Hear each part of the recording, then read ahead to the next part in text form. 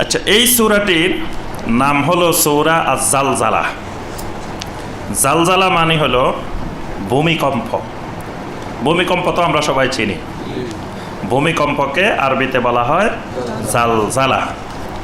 আল্লাহ সুবহানাহু ওয়া তাআলা অন্য আয়াতে বলছেন, ইয়া আইয়ুহান নাসুত্তাকু রাব্বাকুম ইন্না জালজালাতাস সাআতি শাইউন আযীম। ইয়া আইয়ুহান নাস, হে দুনিয়ার সমস্ত মানুষ, ইত্তাকু রাব্বাকুম, তোমাদের রবকে ভয় করো, তোমাদের রবের তাকওয়া অর্জন করো। ইন্না জালজালাতাস সাআতি শাইউন আযীম, কারণ কিয়ামতের দিনের জালজালা, ভূমিকম্প, এটা খুবই কঠিন, খুবই মহান ব্যাপার। সুবহানাল্লাহ, শাইউন আযীম। সেখানে রব্বুল আলামিন জালজালাতাস সাআ, কিয়ামতের ময়দানের ভূমিকম্প, জালজালা, তাহলে বোঝা যায় কিয়ামতের ময়দানে নাফখাতুস সূরের মধ্যে একটি অবস্থা হলো আজ-জালজালা, ভূমিকম্প। পৃথিবীর সব কিছু কম্পনের সাথে সাথে সব উলটপালট হয়ে যাবে। নাফখাতুস সূর বা ইসরাফিল আলাইহিস সালামের সিংহায় পুৎকার, যেটা, এই পুৎকারটা কয়বার হবে? তিনবার। তিনবারের নাম বলেন দেখি। তা এর আগে তো তোমাকে পুরস্কার দেওয়া হয়েছে, আজকে তুমি বাদে অন্যরা বলবে। তিনবার ফুৎকার হবে। যে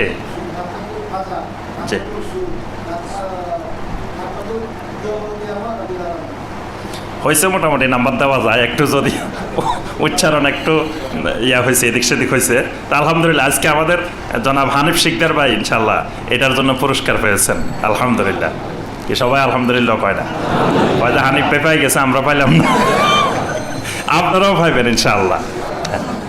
হানিফ ভাই তো এটা পুরো সপ্তাহ লেখাপড়া করে, এই তাফসিরে যেটা শোনেন এটা পুরো সপ্তাহ লেখাপড়া করার চেষ্টা করেন। আমরা সবাই এরকম লেখাপড়া করার চেষ্টা করব। তাহলে প্রথম যেই নাফখা, সেটা হলো নাফখাতুল ফাজা। ফাজা মানে ভীতি সৃষ্টিকারী পুৎকার। মানে এই পুৎকারে মানুষের মধ্যে, মাখলুকাতের মধ্যে ভীতির সঞ্চার হবে। আরেকটা পুৎকার হবে নাফখাতুস সাআক, দ্বিতীয় পুৎকার, যেটা সাআক মানে বেহুশ হয়ে যাওয়া, গর্জন। গর্জনকে বলা হয় সাআক। সাআক মানে ভীতি সৃষ্টি হয়ে এরপরে সব মানুষ বেহুশ হয়ে যাবে, পৃথিবী আর কিছু নাই, সব বেহুশ হয়ে ধ্বংস হয়ে যাবে। তৃতীয়বার যখন পুৎকার হবে তখন নাফখাতুল কিয়াম লিরাব্বিল আলামিন, রাব্বুল আলামিনের সামনে কিয়ামের জন্য, সবাই দাঁড়িয়ে যাওয়ার জন্য এই পুৎকারটা। এই জন্য কিয়ামতের ময়দানের নাম হলো ইয়াউমুল কিয়ামা। কিয়ামা মানে দাঁড়াই থাকা, কিয়াম করা। কিয়ামতের ময়দানে বসার কোনো জায়গা নাই, সব মানুষ দাঁড়ায় থাকতে হবে। এই জন্য এই ময়দানের নাম হলো ইয়াউমুল কিয়ামা, কিয়ামের ময়দান, দাঁড়ায় থাকার ময়দান। তাহলে এই কম্পনটা কখন হবে? কম্পনটা কোন পুৎকারে হবে বলেন দেখি। যে এই কম্পনটা এখানে যে বলেছে যে জুলজিলাতিল আরদু জিলজালাহা, এটা কোন পুৎকারে? না, প্রথম না, তৃতীয়। এখানে যে জালজালাটা, এটা তৃতীয়। প্রথম ফুৎকারেও কম্পন হবে, কম্পন তিনও ফুৎকারে হবে। কম্পনটা তিনও ফুৎকারে, তিনও নাফখার মধ্যে থাকবে। তবে এখানে এই সূরার মধ্যে যেই কম্পনটার কথা বলা হয়েছে, এটা লাস্টেরটা, নাফখাতুল কিয়াম লিরাব্বিল আলামিন, রাব্বুল আলামিনের সামনে দাঁড়ানোর জন্য নাফখা। এখানেই এই কম্পনটা হবে। সূরা জালজালার মধ্যে যে কম্পনটা আল্লাহ পাক বলছেন, এই কম্পনটা হবে খুবই মারাত্মক, খুবই কঠিন। এর আগেরগুলো হবে এত কঠিন না, মানে প্রথমটার থেকে দ্বিতীয়টা আরো ভীতিকর, দ্বিতীয়টার থেকে তৃতীয়টা হবে আরো ভীতিকর। এখানে যে জালজালা, এটা মহা জালজালা, মহাকম্পন। মানে এমন কম্পন, মাটির ফেটে, মাটির ভিতরে যা আছে সব বের করে দিবে। একটা সুতা, জাররা পরিমাণ কোনো জিনিস মাটি নিচে রাখবে না, সব বের করে দিবে। এই জন্য মাদের, আমাদের সম্মানিতা মাদের যখন প্রসব ব্যথা হয়, তখন অল্প স্বল্প ব্যথায় সন্তান প্রসব হয় না। ব্যথাটা যখন সর্বোচ্চ পর্যায়ে পৌঁছে, তারপরে গিয়ে সন্তান প্রসব হয়। তাহলে বোঝা যায় যে জমিন তার সব কিছু প্রসব করে দিবে। জমিনের নিচে যা আছে জাররা পরিমাণ কিছু রাখবে না। তাহলে বোঝা যায় কম্পনটা কত মারাত্মক, কত গভীর পর্যায়ের হইলে মাটি তার ভিতর থেকে সব কিছু বের করে দিবে। এই জন্য এই জালজালাটা হবে সবচেয়ে ভয়ানক, কঠিন। জান্নাত পর্যন্ত পৌঁছতে হলে কয়টা স্টেশন অতিক্রম করতে হবে? 7টার নাম কে কে বলতে পারবেন দেখি? যিনি বলতে পারবেন আজকে পুরস্কার পাইবেন। 7টা স্টেশন। 7টা স্টেশন পার হইলে তারপরের স্টেশন হলো কি? জান্নাত। বলেন দেখি কে কে কে বলতে পারবেন? আগে হাত তোলেন। একজন পাওয়া গেছে দেখি। আর কেউ আছেন? দেন বলেন, মাহাদি বলো। হ্যাঁ,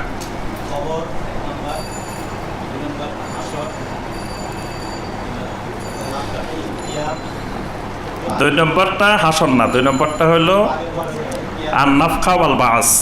আচ্ছা, কিছুটা হয়েছে। 3 নম্বরটা হাসর।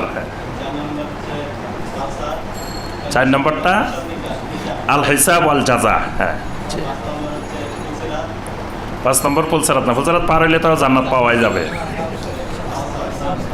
5 নম্বরটা কাউসার। হ্যাঁ, 6 নম্বরটা মিজান। 7 নম্বরটা হইল সিরাত। তো যাই হোক, হয়েছে মোটামুটি, নাকি পুরস্কার দেওয়া যায়? এতটুকু পারছে, এটা আলহামদুলিল্লাহ। যে তাহলে পুরস্কারের জন্য বিবেচিত হইল, আলহামদুলিল্লাহ। তাহলে স্টেশন কয়টা এটা মনে রাখতে হবে, কারণ আমি আপনি যাব কোথায়? আরে কোথায় যাবো এই কথাও জানা। আন্দাজি রওনা দিলে যাইবেন কই? এদিক সেদিক আন্দাজি কোথায় যাবেন? একটা গন্তব্য তো নির্দিষ্ট থাকতে হবে। তা আমাদের গন্তব্য কোথায়? জান্নাতে ইনশাআল্লাহ। এদিক সেদিক একজনও যাব না, সবাই কোন দিকে? ইনশাআল্লাহ জান্নাতের দিকে।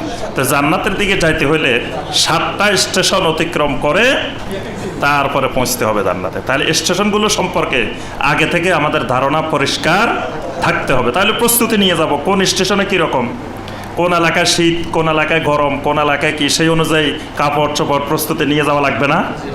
হ্যাঁ, তো এই জন্য স্টেশনগুলো সম্পর্কে আপনি নামে জানান না, স্টেশনের কোন জায়গায় যাচ্ছেন, ওখানে অবস্থাটা কি, কীরকম ভয়ঙ্কর। তাহলে প্রথম হলো কবর, প্রথম স্টেশন কবর। 2 নম্বর স্টেশন আন-নাফখা ওয়াল বাস। এটা হলো 2 নম্বর স্টেশনের কথা।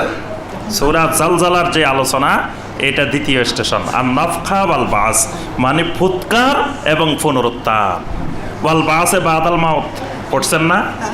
একদিন আমাকে একজন বলতেছে যে এই আমাদের এলাকায়, কয় হুজুর, এই এক মুরব্বী বলতেছে, কয় হুজুর কিয়ামতের ময়দানে কি বাস চলবো নাকি?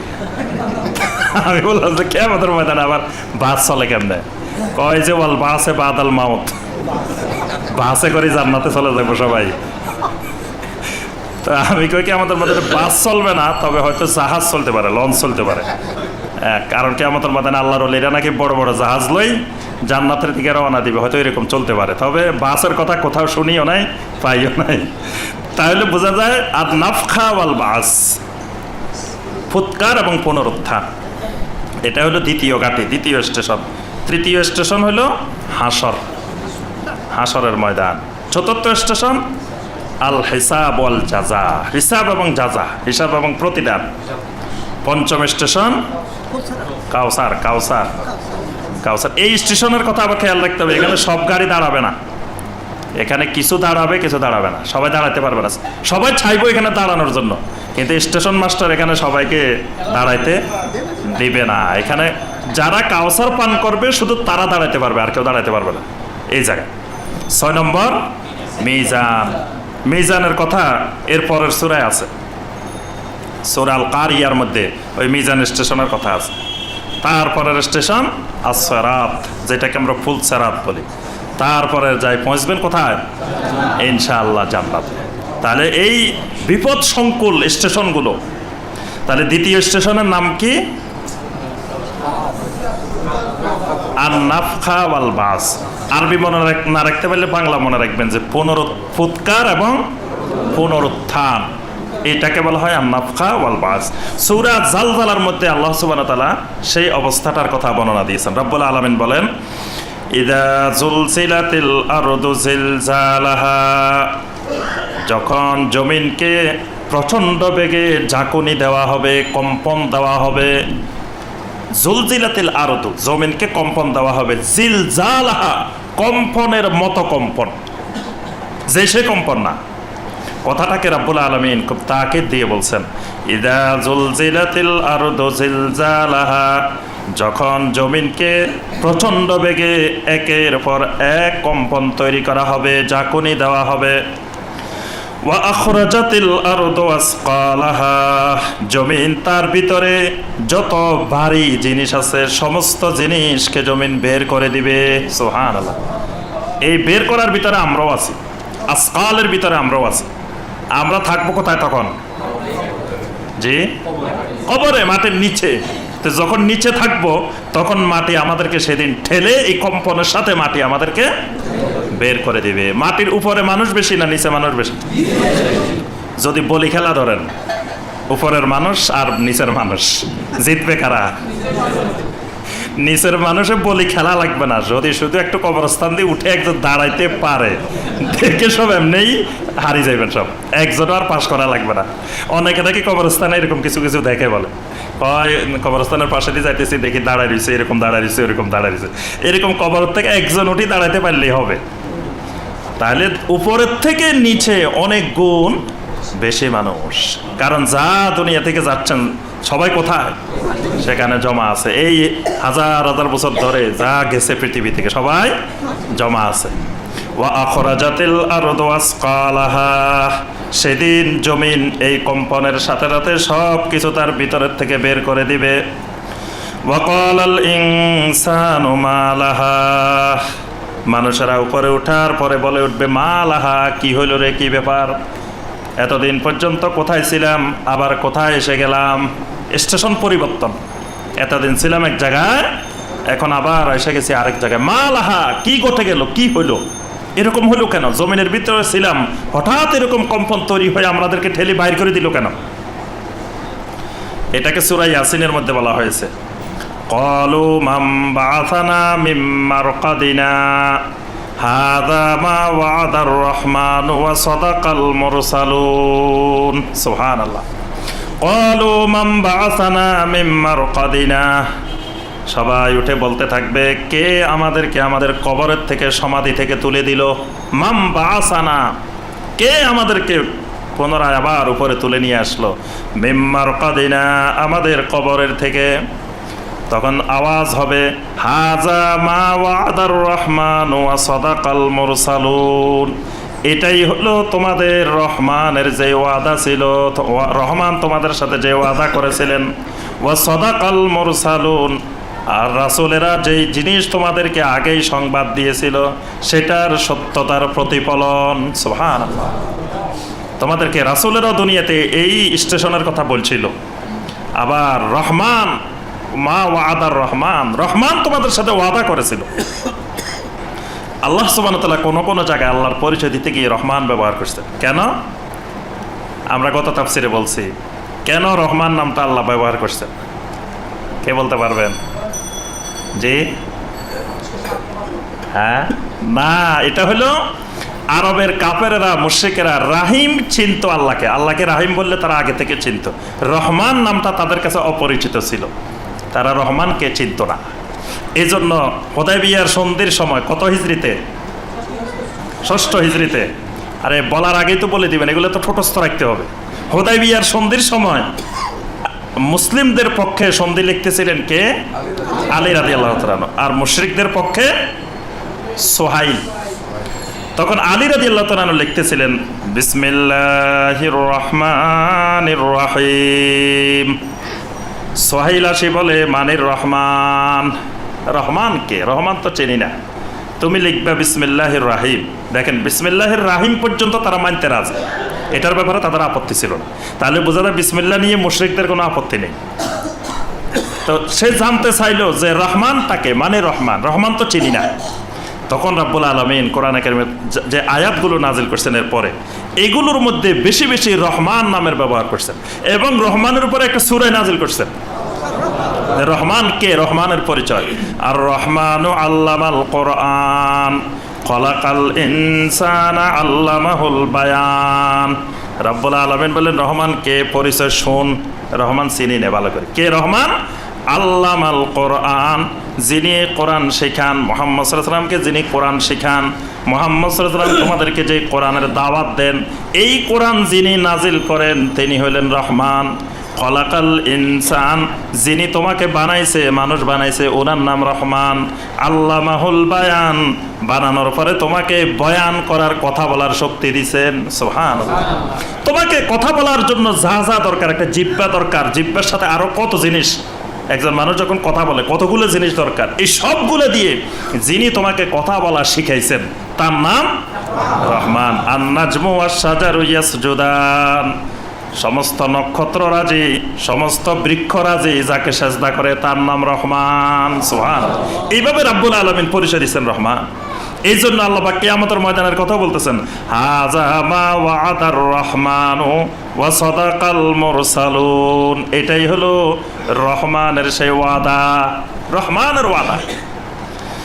তাহলে এই কবর থেকে উঠার পরে মানুষ বলতে থাকবে, মা লাহা মান বা'আসানা মিন মারকাদিনা ইয়াওমাইযিন তুহাদ্দিসু আখবারাহা। সুবহানাল্লাহ। জমিন শুধু মাটির থেকে ঠেলে বের করে দিয়ে বসে থাকবে না। ঠেলে বাইর করে দিলে তো ভালো কথা, ঠেলার বাইর করার পরে কি করবে? ইয়াওমাইযিন তুহাদ্দিসু আখবারাহা, জমিনের উপরে মানুষ যা কিছু করেছে এইগুলো সেই বর্ণনা করা শুরু করে দিবে। সুবহানাল্লাহ। জমিনের উপরে কি কি আল্লাহ নাফরমানি করছি সব বলে দেওয়া শুরু করে দিবে। জমিন সেদিন কথা বলবে। সুবহানাল্লাহ। তুহাদ্দিসু, জমিন কথা বলবে, হাদিস বর্ণনা করবে। হাদিস বলবে মানে কথা বলবে জমিন। আখবারাহা, সমস্ত খবর, খবরের বহুবচন আখবার, সমস্ত খবর, সমস্ত সংবাদ জমিন সেদিন বলা শুরু করে দিবে, সব কিছু বলবে।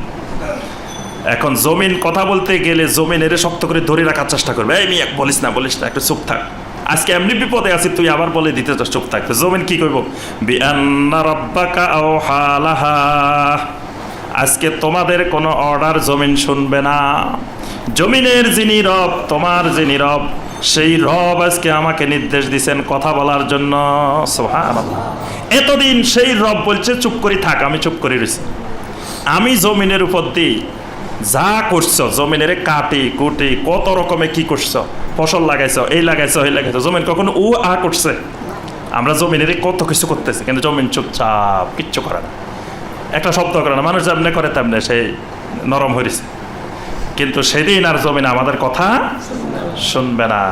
জমিন বলবে বিআন্না রাব্বাকা আওহা লাহা, আজকে তোমার রব আমাকে ওহী করেছেন, মানে আমাকে নির্দেশ দিয়েছেন আমি যেন তোমাদের সমস্ত খবর বলে দিই। এই জমিনও একটা চুপচাপ সাক্ষী, আমাদের সব কিছু দেখে আছে, জমিনেরও চোখ আছে, জমিন সব দেখে আছে চুপচাপ, কিছুই বলতেছে না। এই জমিনের উপর দিয়ে কত অহংকার, কত দম্ভ করে চলি আমরা, কত কিছু করি আমরা জমিনের উপর দিয়ে, কিন্তু জমিন যে আমাদের সব সাক্ষী হয়ে বসে আছে এই খেয়াল নাই। জমিন একটা ক্লোজ সার্কিট ক্যামেরা লাগানো আছে, বাস জমিন সব দেখে চুপচাপ বসে আছে। ইয়াউমাইযিন ইয়াসদুরুন নাসু আশতাতা, সেদিন মানুষেরা দলে দলে বিচ্ছিন্ন হয়ে আসতে থাকবে। এদিক থেকে এক দল, ওই দিক থেকে এক দল, এই কবরস্থান থেকে যারা উঠছে এরা এক গ্রুপ, ওই কবরস্থানের এক গ্রুপ, এই কবরস্থানের এক গ্রুপ। আশতাতা, আশতাতা মানে বিচ্ছিন্নভাবে দলে দলে চারিদিক থেকে একদিকে আসতে থাকবে। আপনার যখন হজ্জে বাইতুল্লাহর সময় আসে, হজ্জে বাইতুল্লাহর মাস আসে, হজের মাস কয়টা হয়? নাই, 3টা। হজের মাস হইল 3টা। কোন কোন মাস? জি, শাওয়াল, যুলকাদা, যুলহিজ্জা। কেউ কেউ বলছেন যুলহিজ্জা 10 তারিখ পর্যন্ত, আবার কেউ কেউ বলছেন যুলহিজ্জা পুরা মাস। তাহলে শাওয়াল, যুলকাদা, যুলহিজ্জা, এই 3 মাসকে বলা হয় আশহুরুল হজ। এই 3 মাসের ভিতরে আপনি যদি একই এহরামে উমরা করেন, হজ করেন, তখন সেটা হবে হজ্জে কেরান। যদি 2 এহরামে করেন সেটা হবে হজ্জে তামাত্তু। আর যদি শুধু হজের নিয়তে এহরাম করেন সেটা হবে হজ্জে ইফরাদ। এখন আপনি উমরা করছেন রমজানে, আবার হজ করছেন, এটা কি হবে? একের মাসালা দেন। উমরা করছেন রমজানে, মাঝখানে আপনি ছিলেন ধরেন ওখানে, এহরাম ভেঙে ফেলছেন, হালাল হয়ে গেছেন, পরে হজের সময় হজ করছেন, এটা কি হজ হবে? হয় নাই, মাসালায় ফেল।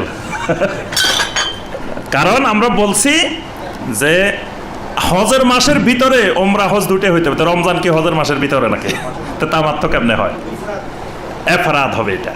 কারণ আপনি যদি শাওয়াল মাসে বা জুলকাদা মাসে যদি ওমরা করেন বা জুলহিজ্জা মাসে ওমরা করেন তারপরে হজ করেন, তাহলে সেটা আপনার তামাত্ম হবে অথবা কারান হবে। না হয় রমজানে করছেন পরে হজ করছেন, এটা তামাত্ম হবে না, কারানও হবে না, এটা অপরাধ হবে। তাহলে এই হজের মাসগুলোর মধ্যে আপনার এই যে 3টা মাস, এই 3 মাসের যখন বিশেষ করে জুলকাদা মাসের 1 তারিখ যখন হয়, তখন হাজিদের আপনার বিমানগুলো আসা শুরু করে। সৌদি সরকারের সিস্টেম হলো জুলকাদার 1 তারিখ থেকে তারা হাজিদেরকে আনা শুরু করেন। তো 1 তারিখে সারা দুনিয়া থেকে, পৃথিবীর প্রত্যেকটা দেশ থেকে আপনার বিমানগুলো বাইতুল্লাহর অভিমুখে, জেদ্দা বিমানবন্দর অভিমুখে রওনা দেয়। তখন উপরের থেকে, মানে বিমানের যে জায়গা দিয়ে চলে, এখান থেকে 36,000 ফুট 40,000 ফুট উপর দিয়ে বিমান চলে, তার উপরে উঠে যদি আপনি একটা ছবি তুলতে পারেন 40,000 ফুট উপরে, তখন আপনি দেখবেন যে সারা পৃথিবী থেকে, সমগ্র দুনিয়া থেকে বিমানগুলো এক বাইতুল্লাহ অভিমুখে, এক সেন্টার পয়েন্টের দিকে সারা দুনিয়া থেকে এক আওয়াজে, এক পোশাকে লাব্বাইক আল্লাহুম্মা লাব্বাইক, লাব্বাইক লা শারীকা লাকা লাব্বাইক, ইন্নাল হামদা ওয়ান নি'মাতা লাকা ওয়াল মুলক লা শারীকা লাক, আল্লাহর আকাশের মধ্যে এই আওয়াজে ধ্বনিত হচ্ছে সারা পৃথিবী ব্যাপী। আর এতগুলো বিমান একসাথে সবগুলো রওনা দিছে বাইতুল্লাহর অভিমুখে। সুবহানাল্লাহ। কিয়ামতের ময়দানে সব মানুষগুলো উঠবে বিভিন্ন দিক থেকে, কিন্তু উঠে রওনা দিবে একটা সেন্টার পয়েন্টের দিকে, এক জায়গার দিকে। এটাকে আল্লাহ বলছেন ইয়াউমাইযিন ইয়াসদুরুন নাসু আশতাতা, সেদিন মানুষেরা দলে দলে, বিক্ষিপ্তভাবে, বিচ্ছিন্নভাবে একদিকেই ফিরা শুরু করবে, রওনা দেওয়া শুরু করবে। কেন শুরু করবে? লিউরাও আমালাহুম, তাদের আমলগুলো দেখার জন্য। সুবহানাল্লাহ। আমলগুলো এক জায়গায় দেখানো হবে, তো যেদিকে আমল দেখানো হবে সেদিকে যাওয়া শুরু হবে। ফামান ইয়ামাল মিসকালা যাররাতিন খায়রান ইয়ারাহ, যে ব্যক্তি যাররা পরিমাণ ভালো কাজ করবে, কল্যাণের কাজ করবে, নেক আমল করবে, ইয়ারা, সেটাও সেই দেখতে পাবে। ওয়া মান ইয়ামাল মিসকালা যাররাতিন শাররান ইয়ারাহ, আর যে 1 জাররা পরিমাণ খারাপ কাজ করবে, গুনাহের কাজ করবে, সেটাও সে দেখতে পাবে। সুবহানাল্লাহ। কোনো কিছু দেখবে না তার আমল, এইরকম কিছু থাকবে না। তাহলে কি আমলটা বোঝা যাচ্ছে, সওয়াবটা, আমলটা দেখার মতো জিনিস। কি বলেন? কথা বলে না।